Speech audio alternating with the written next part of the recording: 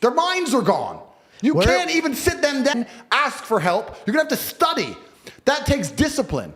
As we're destroying the new generation and removing their ability to focus on anything, removing their ability to be disciplined, you're taking them from God. Most of these children today are so messed up from TikTok, they can't even focus on one page of a book, any book, because all they do is scroll. Have you ever seen someone on TikTok, how fast they change video? Yeah. Their minds are gone. You can't even sit them down and teach them anything. Whose fault is that? Hear me out. Is it the Matrix fault or is it the parents' fault? Well, very interesting. And I do think that parents certainly have a huge part to play. Because before it was the, sorry to interrupt you, but before it was this, right? Before it was the phone, we'll say it was the school system. Yeah. There was two types of parents. The one that dropped off the kids, met the parents, met the teachers, met the principal, saw what's going on, put their toe in the water, felt acclimated to leaving their child there. Yep. And the other one was like, see you later. Bye, yeah. Yeah. True.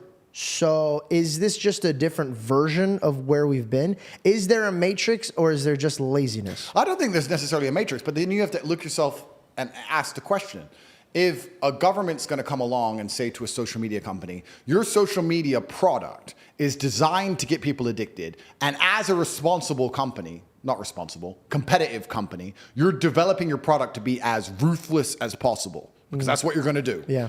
But we don't want you to say X, Y, and Z. You're not allowed to promote racism. You're not allowed to promote hate speech. You're not allowed to promote misogyny. We do want you to promote transgender ideals. We do want you to promote gender fluidity. We do want you to promote whatever else. And never have a conversation about the fact that maybe we want you to promote discipline and hard work and these other things as opposed to being a clown. Do you Why? Because they are using these machines to promote garbage. Why don't they use it to promote anything constructive? So check this out. We're in the land of the free. You don't agree with this. Of course not. But let's debate about this. Yeah. Is it free, so free, that it's giving the will to anybody to do what they want, and this is what the mass wants to do with it? First things first, no country on earth is free. Not one. Next, which country has the most people in prison currently? America. Which country has the highest percentage of its population in prison in history? America. Which country has the most laws? I don't know that one. America. Oh. So when you talk about the land of the free, what they're actually saying is, we've built a society based on freedom. Of course there is no freedom, because true freedom is anarchy. So I'm not even advocating for it. But that's what I'm saying. Do you think it turned that way because of that? No. But here's the psyop. Yeah. Every single country has its own version of their restrictions and rules. When I go to the UAE, I feel very free because I can say anything I want. I don't want to say the things that would land me in jail. If I insulted Islam or insulted the leaders of Dubai in Dubai, I'd go to jail. Yeah. But I don't want to. It doesn't cross my mind. So I speak and feel free. In America, if you go to America and you talk pro-LGBT, pro-agenda, pro-democrat, pro all these things, you think you're in a free country because you're saying all the things you're allowed to say. If you start saying the things you're not allowed to say, you'll learn that it's no more free than Saudi. It's just there's a different set of rules of what you're allowed to say. So what we have, please let me make this point pertinently clear. Your ability to speak freely is directly correlated to your insignificance. When nobody listens to you, you can say what you want. If you get a platform and start talking, you will learn very quickly how you're not allowed to say what you want because people are listening. You're free to talk in an empty room. You're not free to talk to millions of people who are paying attention to you. So what we have now in the West is a society which is only linked and only bound by this false idea of freedom, because we don't no longer believe in a flag. You look at Russia. All Russians respect Russia. They all respect the Russian flag. They respect the Russian identity. You can be Christian, you can be Muslim, but we are Russians. And when they're attacked externally, they unify as a Russian people. America doesn't have that. Half America hates the flag. They've turned the colors against each other. They've turned the religions against each other. They've turned the political parties against each other.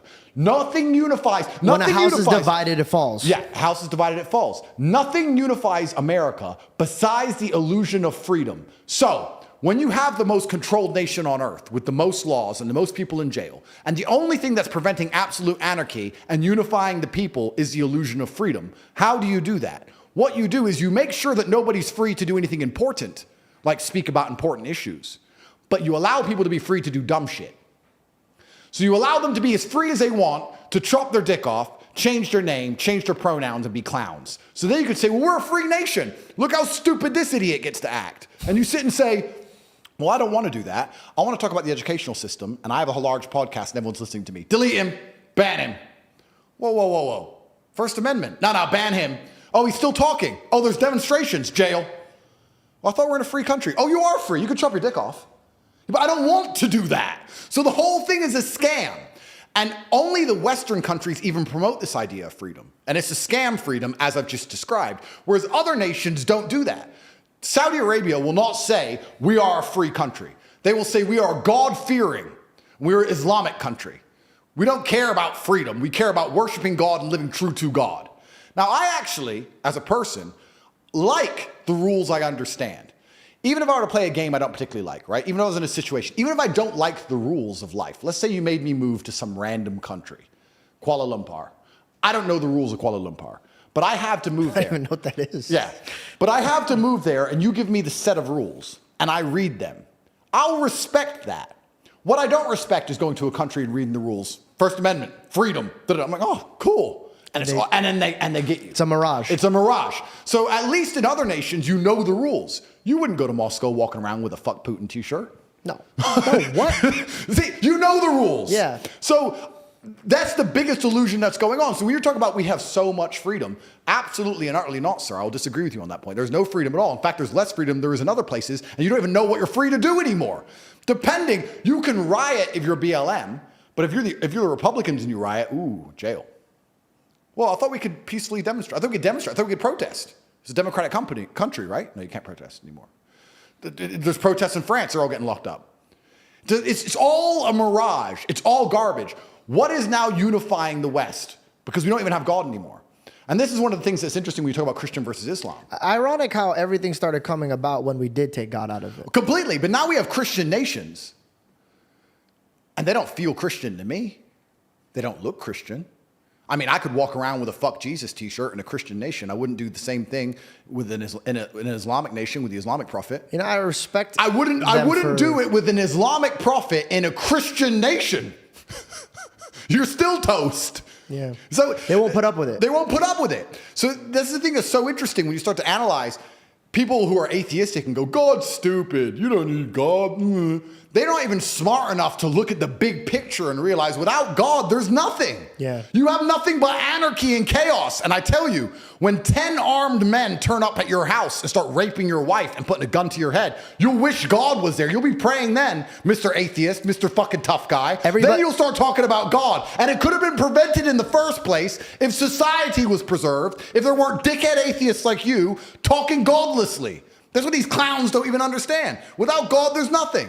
It's all a joke. It's perfect that you say that because every man knows God when he's at his lowest place. Oh, they were praying on that submarine.